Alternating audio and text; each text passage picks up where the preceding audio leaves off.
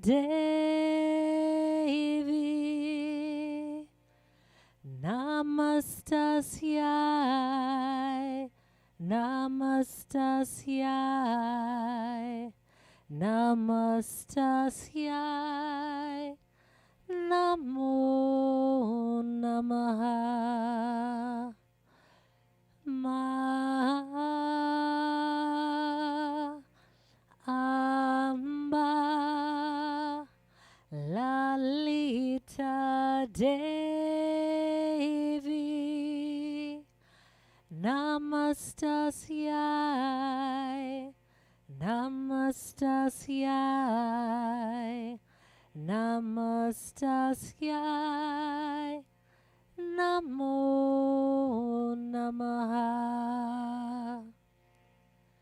Ma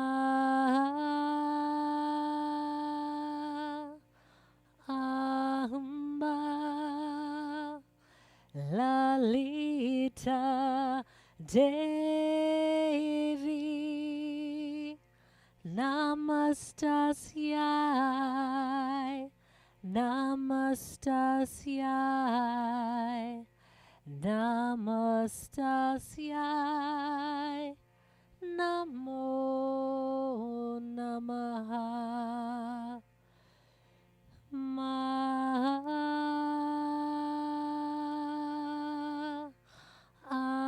Amba Lalita Devi Namastasyai Namastasyai Namastasyai Namo Namaha Jayambe Jagadambe Ma Jayambe Jagadambe Ma Jayambe Jagadambe Ma Jayambe Jagadambe Ma Jayma Jayma Jayma Jayma Jayambe Jagadambe Ma Jayambe Jagadambe Ma Jayambe Jagadambe Ma Jayambe Jagadambe Ma.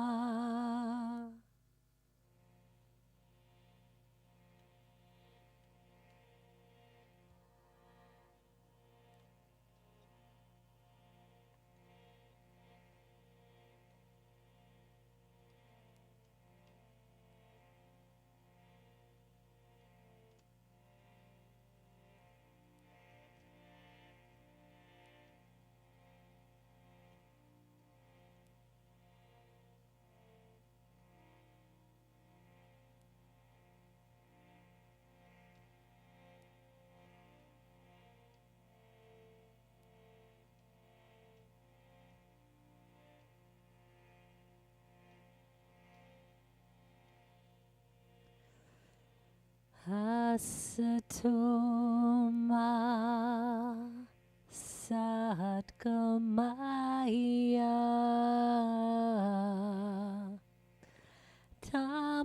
Tamasoma Jyoti Gamaya Mrityo Ma Amritam Gamaya Asatoma Satgamaya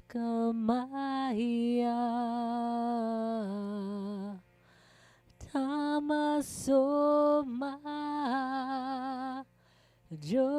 Jyoti Gamaya Mrityo Ma Amritam Gamaya Asatoma Satgamaya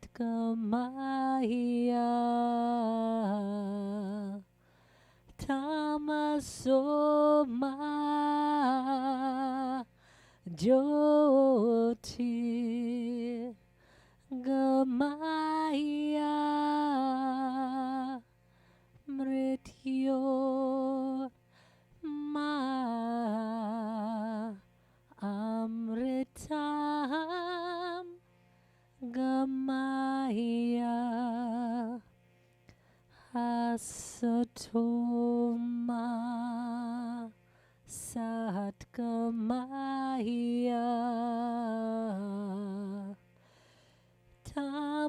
Tamasoma Jyoti Gamaya Mrityo Ma Amritam Gamaya Asatoma Satgamaya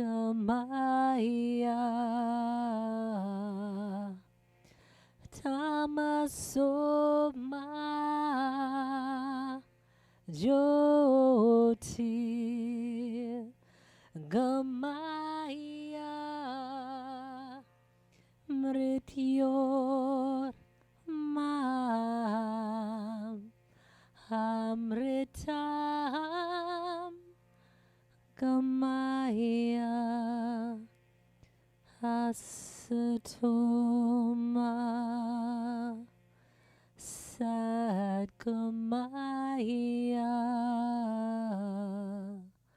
Tamasoma Jyoti Gamaya Mrityor Ma Amritam Gamaya Asatoma Satgamaya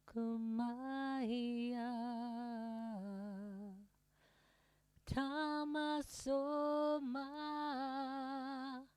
Jyoti Gamaya Mrityo Ma Amritam Gamaya.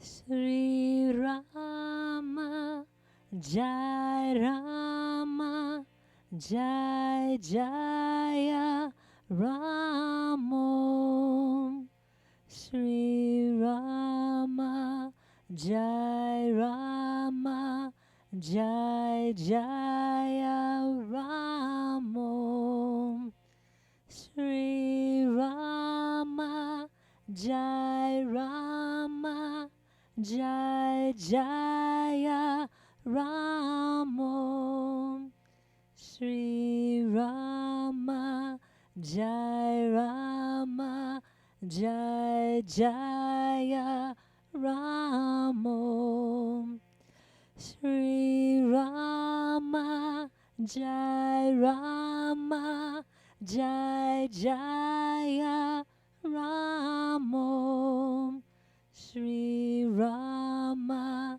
Jai Rama Jai Jaya Ramo Sri Rama Jai Rama Jai Jaya Ramo Sri Rama Jai Rama, Jai Jaya Ramo.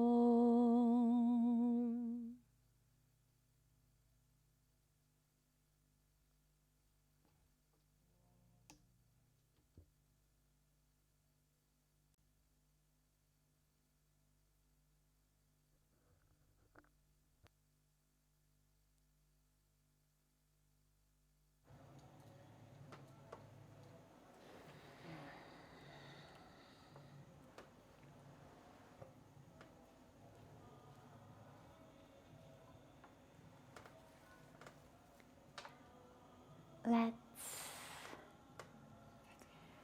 begin tonight's satsang with a meditation together.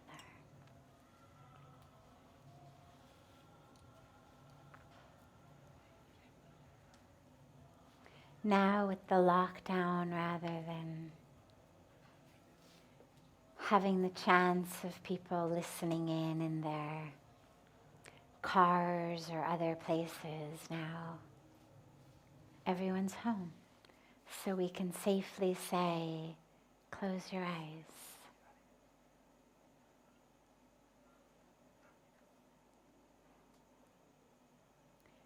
And when you close your eyes,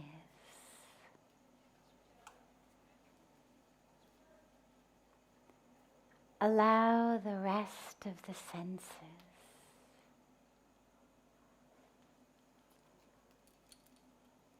to pull inward. As the lids drop down over the sense of sight,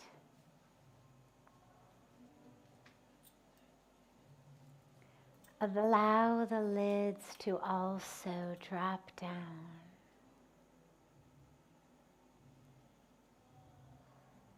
over all of the other organs of sensation that are focused on the outer world.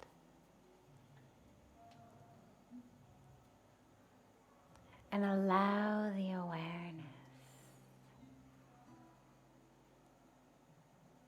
to pull inward.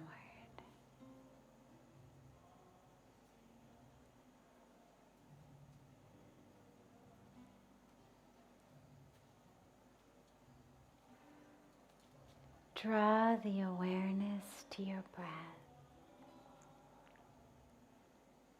but not high in your chest, not up in the rib cage, but draw the awareness low in the abdomen, below the belly button.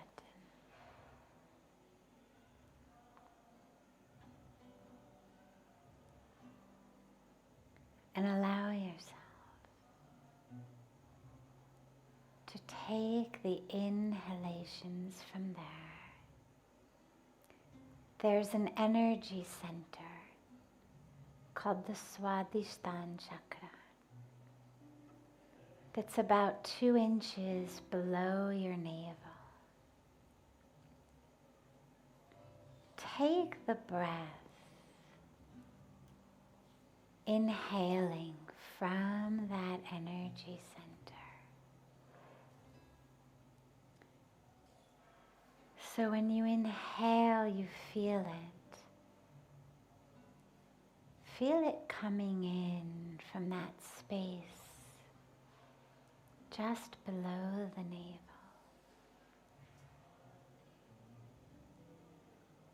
And allow it to rise. So normally when we breathe, there's a horizontal kind of inhalation, exhalation, an inflation on the inhalation of the lungs or the abdomen, and then a deflation when we exhale. But now, rather than that, instead of that horizontal movement, allow the breath to rise.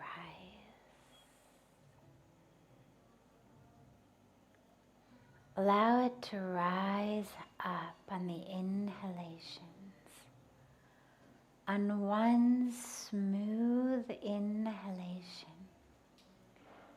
carry that breath gently as high as you can. Don't suffocate yourself. Don't strain. But see if you can get it to your third eye center, to the Agya chakra. And then exhaling, slowly and deeply, back down. And if you can't carry the breath all the way to the third eye center on one unbroken, smooth inhalation, don't worry. Just carry it as high as you can and then let it go.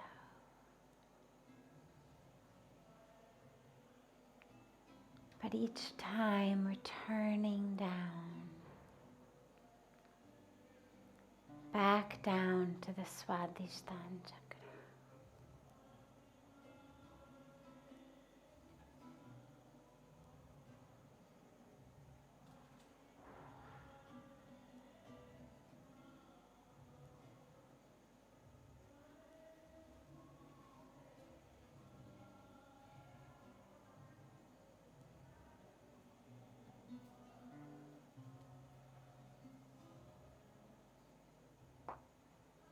Rising higher and higher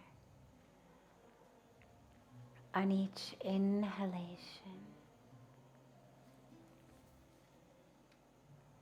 and dropping deeper and deeper on each exhalation.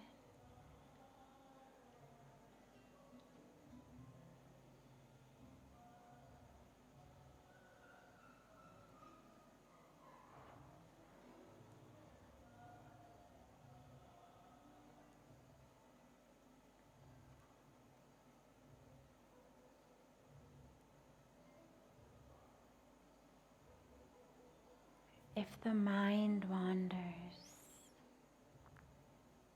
don't fight it, but just gently bring it back. Bring it back to the breath. Every time it wanders with a thought or some sound or sensation, just gently bring it back to the breath. As it rises higher and higher on the inhalations,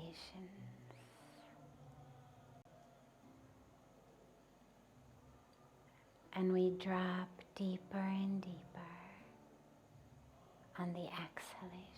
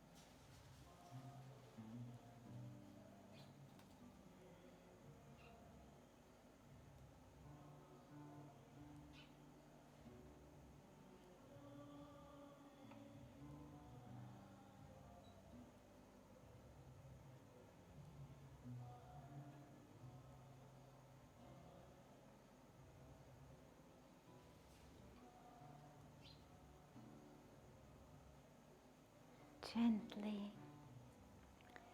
bring the palms together at chest level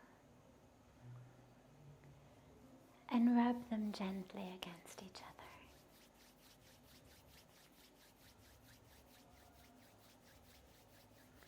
Take that beautiful energy and offer it to your heart, to your body. Usually we offer it to our eyes, but as we're not touching our face in corona protection, we offer it to the body instead.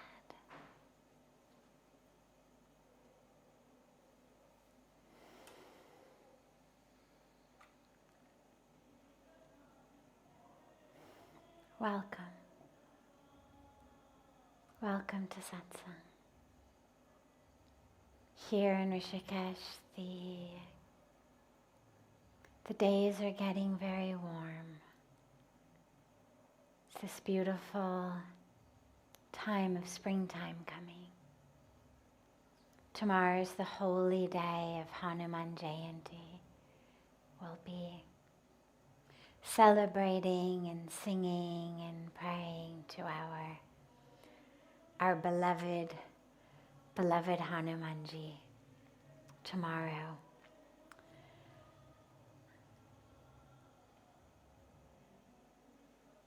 And in the evening we'll share so many beautiful teachings and inspiration and wisdom of having Hanumanji in our lives and what that means. And tomorrow is also a full moon. And the full moon is so powerful for so many reasons. It's a sacred time in so many of the world's spiritual traditions. That time of the energy, the light. For me, the full moon is a very beautiful reminder of our role here on earth, because the moon doesn't actually have any light. And the moon is never full or half or a quarter or new. I mean, the moon's not changing shape. It's not ever that half of the moon is somehow gone someplace and then it regrows it back. The moon is always the same shape. All that happens is the angle of the moon between the sun and the earth changes. And so when we have what we call a full moon like tomorrow, it means that the moon is sitting in what you could call perfect alignment between the sun and the earth, reflecting that light of the sun onto the earth in full. And when we have what we call a moonless night or a new moon, well, the moon hasn't gone anywhere. We don't actually have a moonless night. It's just that the angle of alignment of the moon has shifted in such a way that she's no longer reflecting light. And for me, it's such a powerful, powerful message, because the moon is so beautiful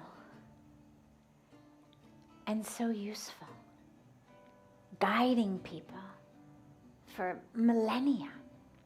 Long before we had phones that we could just pick up and turn on the flashlight and see where we were going. Long before boats had, GPS signals and Google Maps and knowing where they were going. The moon was always that showed us the way.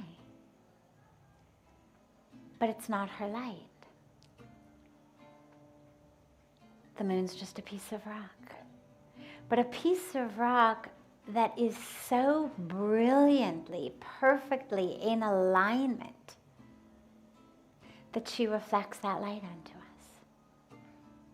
And I love the metaphor because in our lives, so many of us want to bring light to others.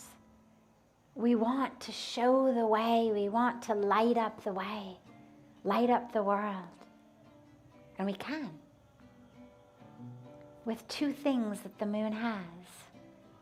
Number one, humility. The awareness that it's not my light. It's not about me.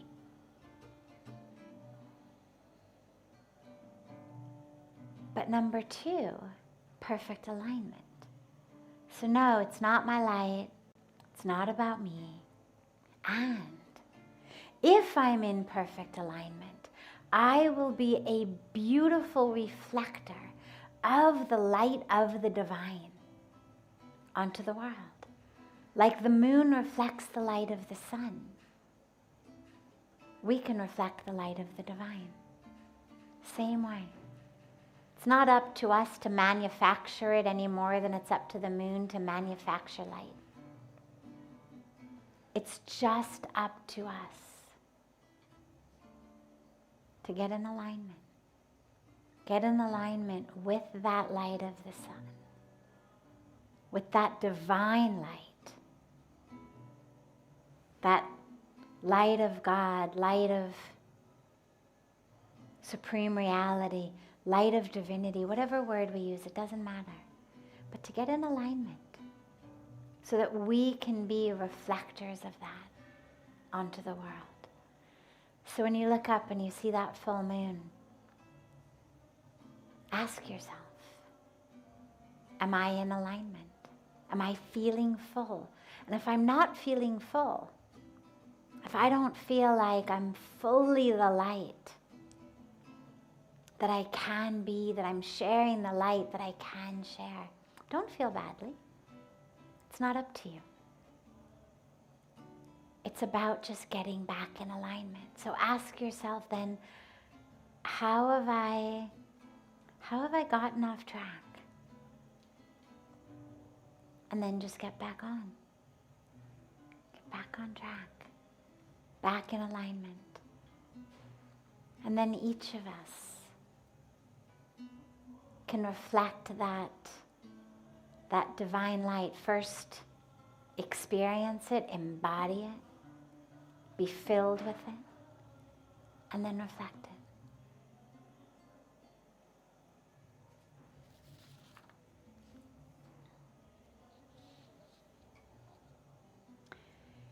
So Tarisha Singh from Facebook has asked, Dear Sadhviji, how do you demonstrate that you are ready to receive grace?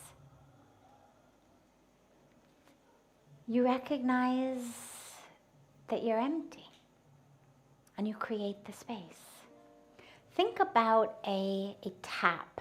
You know, in India, if you go into the bathrooms where the showers are, some places that are used to having people from abroad, you'll find a shower tap that's up there. Sometimes it works, sometimes it doesn't work, sometimes water actually comes out of it, sometimes water doesn't.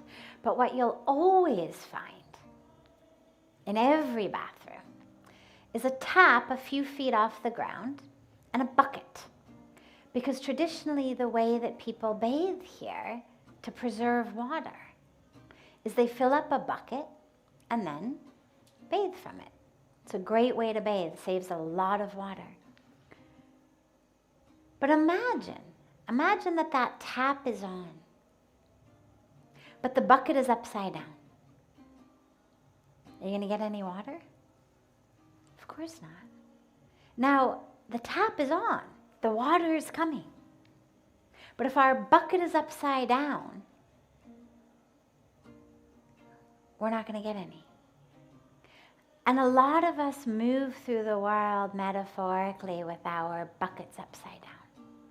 Grace is flowing. Grace is there.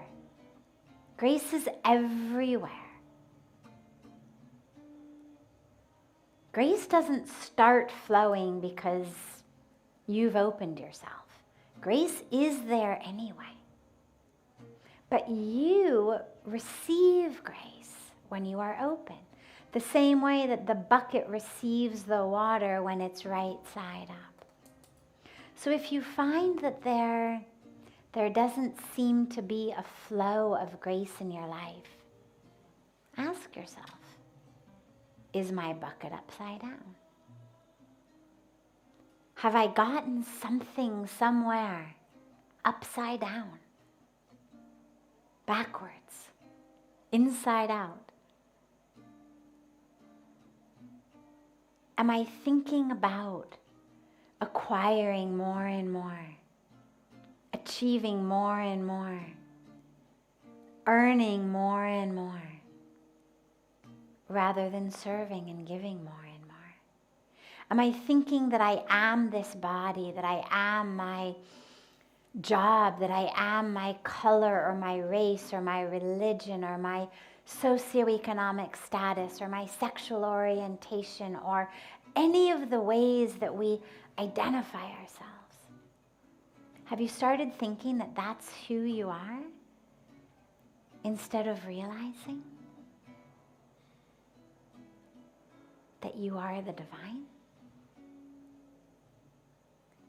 Do you have something backwards or upside down? Is that curtain closed? That metaphoric curtain closed on the window of your life so you can't see?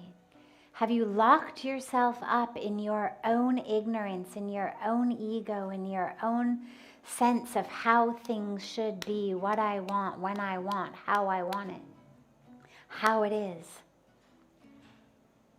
Have you built yourself into a prison? And if so, don't feel badly. You're not alone. You have a lot of company there.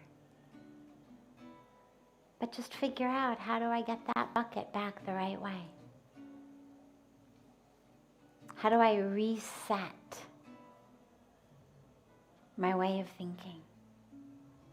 How do I get my ego out of the way? And that's what it's about. And so grace is there, don't worry. Just get your bucket the right way up. Realize I'm empty. Realize, oh God, just use me as a vessel, as a vehicle for your divine flow.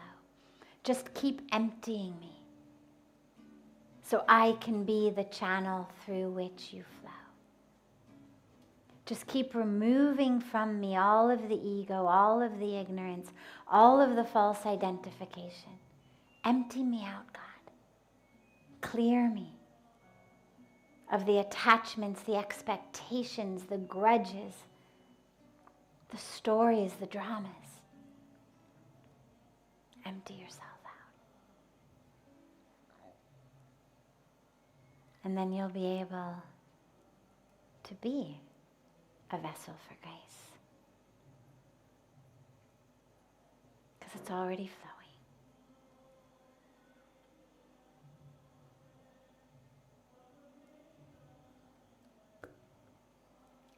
The next question that we'll take was asked last night during Satsang on our live YouTube chat.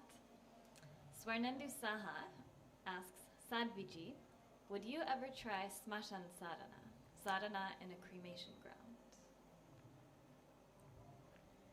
Would I ever try it? That's what he asks. Sure. I've never done it. It's never been an opportunity that has automatically arisen. And my path tends to be one of such faith in the divine and such faith in my guru that I know that the sadhana that I'm supposed to be doing is exactly the sadhana that I'm given. But should I find myself there? Absolutely. It's something I know Puja Swamiji has done. But for me, it's interesting because I've actually developed a personal sadhana it's quite similar to that. In Rishikesh here, where we do our sacred arati on the banks of Ganga, across the river and downriver is the cremation ground for Rishikesh. And you'll see periodically, more in the summertime when there's more of a crowd here, you'll see cremations going on. And I remember the very first time I saw it, and I was aghast because I thought, oh my God, that poor family that's standing there while their loved ones are being burned, watching us stand here, singing and dancing and praying in joy and ecstasy. And I felt embarrassed. I felt terribly for them, because in my very Western standpoint, things are very compartmentalized in the West. We've got a place for death and a place for life, and a time for death and a time for life, and a time for celebration and a time for misery. But here in India, we tend not to box things up quite so much. And I realized as I meditated on it that this river of Ganga that flows between the death over there and the celebration over here, it offers me sort of a false sense of security, that I feel very safe over here where we're celebrating rather than over there where the person is dying. But the truth is, just a few feet above the water, the smoke from the cremation is intermingling with the smoke from our arti and our yagna. That separation only exists on the most basic level of existence here, right on the ground, where the river is flowing. Go up a few feet, you've got smoke coming from the cremation, smoke coming from the yagna, from the arti, and they become one. And there's no way then to tease apart which smoke, which flame came from where, life and death, misery and celebration, mourning and dancing, the flames mingling together into one. And now I have this meditation where if there's a cremation going on, usually I close my eyes in the arti and just allow myself to merge into the ecstasy. But if there's a cremation going on, I very frequently will keep my eyes open and try to meditate on that flame, on the fire in the cremation ground. And try to hold, it's a very deep meditation, try to hold 3 different levels of existence in my awareness simultaneously. So can I stay anchored and grounded in celebration, in life, in joy, in ecstasy, in singing, in dancing, in praying, in gratitude? And can I be the mourner over there? Can I be the one standing, watching her loved one burn? Without losing the awareness of being here in the joy. So it's not either or, it's not a pendulum swing. It's an expansion to create space for both. And then when I can get that, can I drop it even deeper into also holding the consciousness of being the one who's burning? And that meditation of 3 separate states simultaneously. The one who is burning, who is dead. The one who is mourning. The one who is alive and celebrating. And to allow those 3 things to mingle into one in my consciousness, not just in the air above Ganga. And it's a very, very, very profound meditation. So for me, that is the meditation in the cremation ground. The truth is, when you're aware of death, wherever you are, can be that cremation ground. Because you don't lose sight of it. You don't lose sight of the presence of death. The power of the cremation is to realize the fleeting nature of life. To realize how we are not the body. The body just returns to its elements. And the soul remains. And to be the one still there as body after body after body is cremated. But I'm still sitting.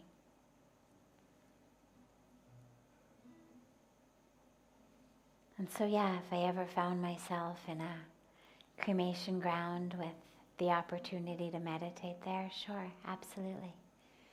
But until then, this meditation on the banks of Ganga is very, very powerful.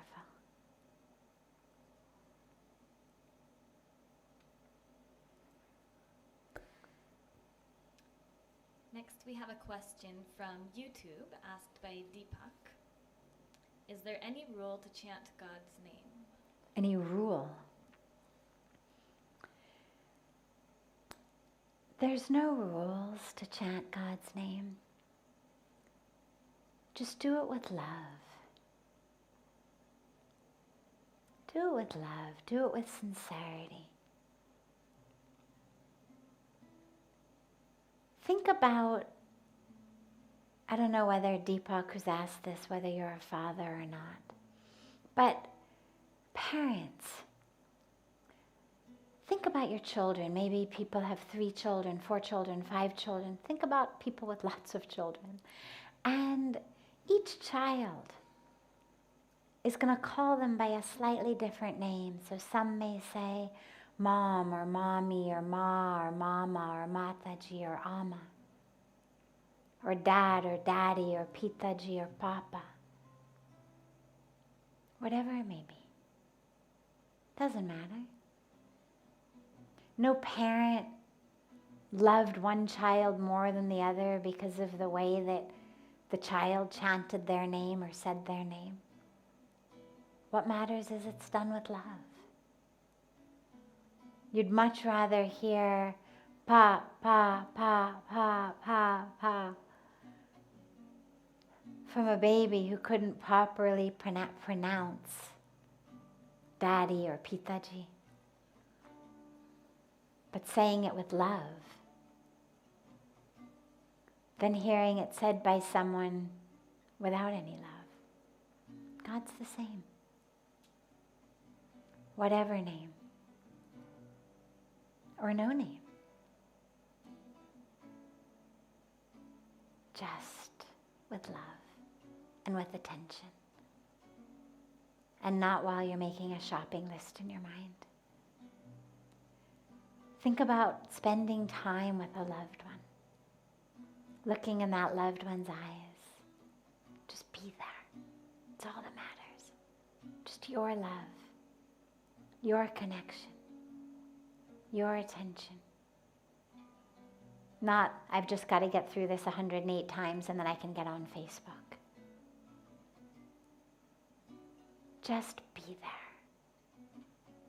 Be there with love.